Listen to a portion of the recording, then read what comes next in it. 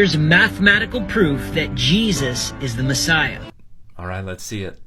First off, I want you to keep in mind that there are over 300 prophecies in the Old Testament that Jesus had to fulfill to be the Messiah. And I want you to keep in mind that many of these were not written or understood as prophecies until Christians decided they were prophecies. So a lot of this is very selective, very arbitrary, and all of it is open to interpretation.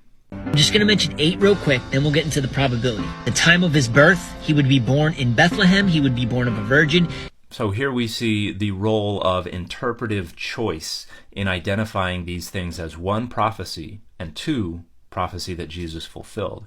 So if we look at Daniel 8 and 9, those things have been interpreted a wide variety of ways. And to look back on these things and say, well, the interpretation that has Jesus fulfilling it, that is the correct interpretation. So that's not a fulfilled prophecy. That's just us deciding to accept the interpretation that results in a fulfilled prophecy. So that's entirely arbitrary. And then if we look at Isaiah 7:14, the Hebrew, 1, is not a prophecy. The verb is in the past tense, and 2 does not refer to a virgin, but it uses the word alma, young woman. It says a young woman has conceived and will give birth. This is Isaiah talking about someone who is already pregnant in his day and will give birth to someone who is going to be a leader in Israel. It did not become a prophecy about the future until it was translated into Greek, and in order to make it still relevant in their time period, hundreds of years after Isaiah's death, they decided to flip the tense of that verb and put it into the future.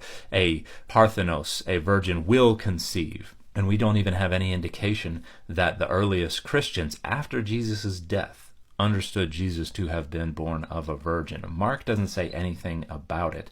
It is likely that Matthew actually creates the tradition of a virgin birth based on trying to look back at Hebrew Bible prophecies and coming up with additional ways that Jesus fulfilled them all. So this is obviously not a fulfilled prophecy unless we say it's not the Hebrew that is prophetic or inspired. It's the Greek translation, and we just assume that Matthew's introduction of this tradition actually pre-existed Matthew's gospel, which we cannot demonstrate. So again, we have interpretive choices that are guiding the identification of these things as 1, prophetic, and 2, prophecies that Jesus fulfilled.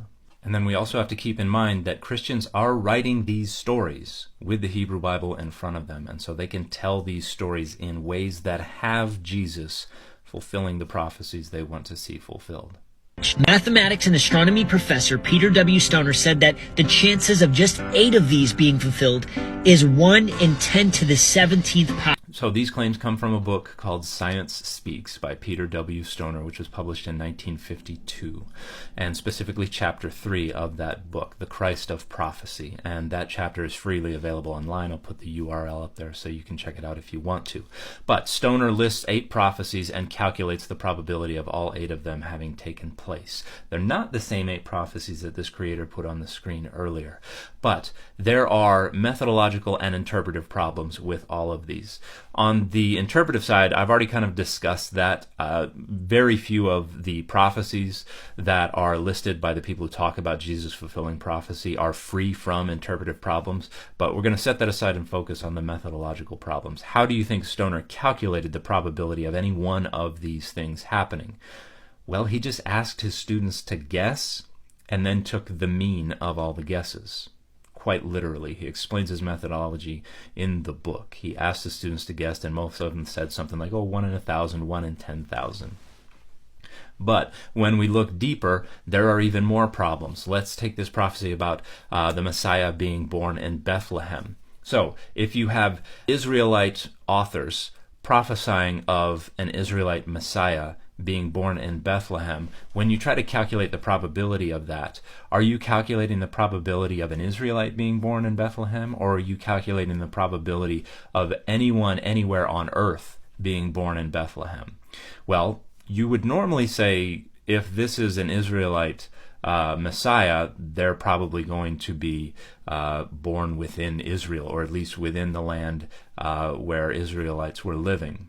But Stoner decides we're going to calculate the probability of anyone anywhere on earth being born in Bethlehem.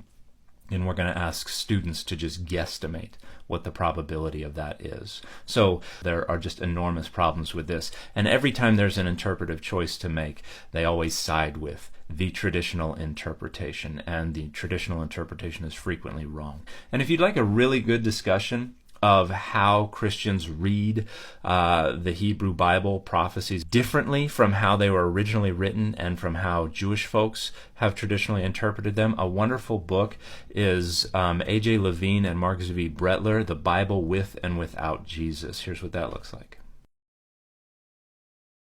This is equivalent to just having fulfilled 8 prophecies. Jesus fulfilled over 300, which is more like 1 over 10 to the 300th power. Share, follow, and comment. God is good.